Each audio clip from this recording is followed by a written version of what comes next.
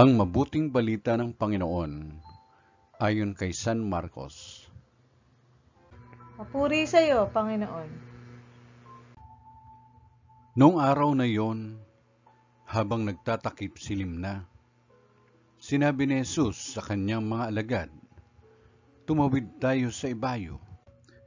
Kaya't iniwan nila ang mga tao at sumakay sa bangkang kinalululanan ni Jesus upang itawid siya. May kasabay pa silang ibang mga bangka. Dumating ang malakas na unos. Hinampas na malalaking alon ang bangka, anupat halos mapuno ito ng tubig. Si Jesus na may nakahilig sa unan, sa may hulihan ng bangka at natutulog. Ginising siya ng mga alagad. "Guro," anila, "di ba ninyo alintana? Lulubog na tayo." Bumangon si Jesus at iniutos sa hangin, "Tigil," at sinabi sa dagat, "Tumahimik ka."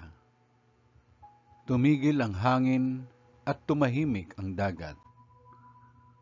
Pagkatapos sinabi niya sa mga alagad, "Bakit kayo natatakot? Wala pa ba kayong pananalig?"